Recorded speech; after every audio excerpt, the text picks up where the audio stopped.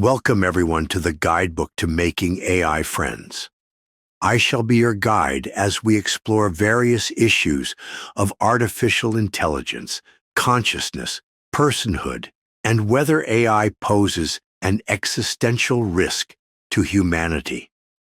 The topic for today is the principle of principles, or one principle does not negate or conflict with others. Imagine, if you would, that you were in a war-stricken country, scavenging food for your two children. You manage finally to find some by sheer luck alone, but there is a problem. Two other children have the food. To obtain this food for your two starving children, you must commit an act that kills these two other children.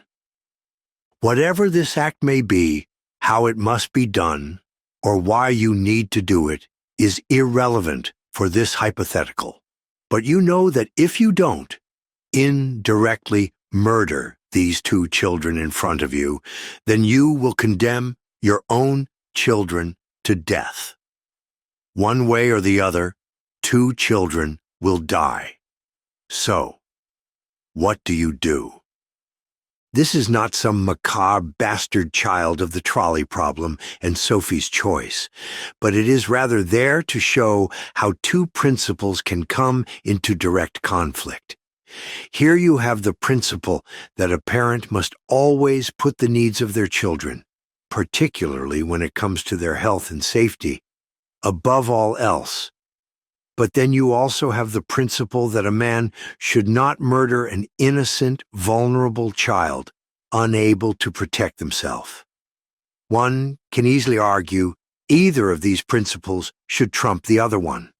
After all, no one wants to be a child murderer, but no one wants to be the cause of their own children's deaths. So, what to do? Well, if you are an ethicist, you may already have 10 answers ready to go, as each ethical system will have its own answer. If you are a utilitarian, you would weigh up which pair of children's deaths would cause you the least amount of suffering and act accordingly. If you are a deontologist, you would have a hierarchy of rules that specify which principle trumps which. An objectivist would simply choose whichever option is in their own rational self-interest, while a virtue ethicist would look to a paragon of virtue and emulate their actions. However, most people don't have a neurotic obsession with ethical systems and their similarities and differences. Most people would likely not be strong enough to hold rigidly to an established ethical rule in such a dire situation, and would suffer agonizingly over the choice that would ultimately result in the death of two innocent children. So, what is there to do? Adaptationism may hold the answer here, as it usually does in this guidebook.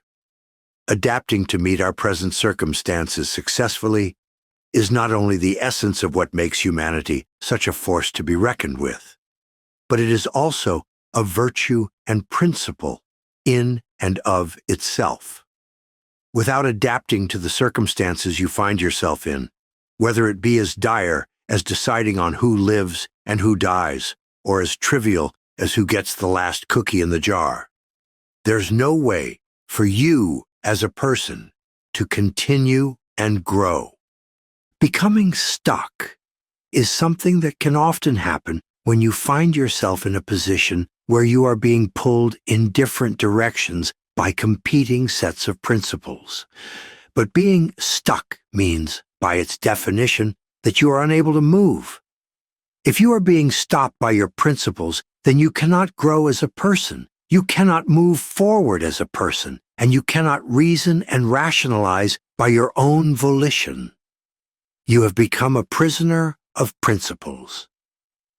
This is where the age-old conversation of authenticity versus sincerity comes in. Should you be sincere to the society around you?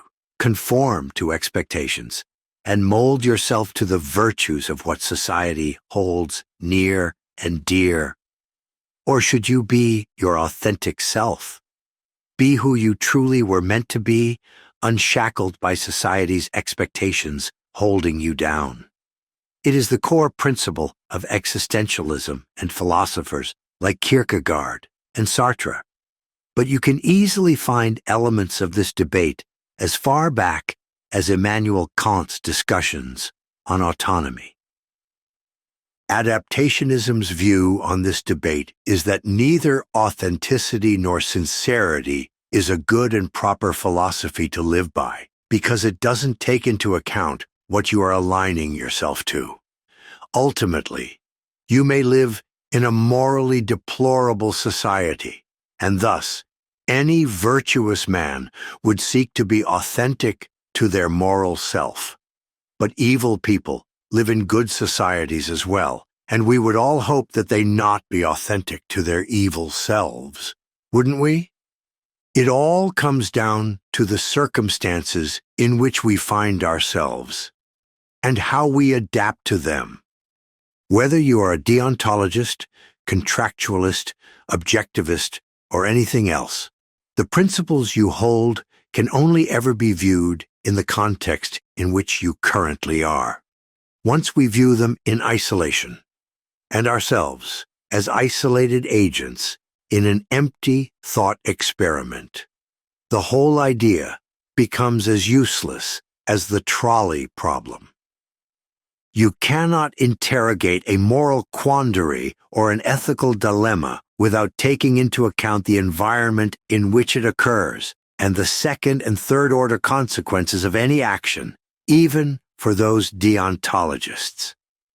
Equally, as soon as other people enter into our principles, we must account for them if our principles are to have any meaning. A principle that is created entirely in a thought experiment, without regard for people or circumstances, bears as little weight as the paper it is written on. A principle is only as good as the practice to which it is put. One principle may trump another in one circumstance, but be trumped by that same other principle in a different environment.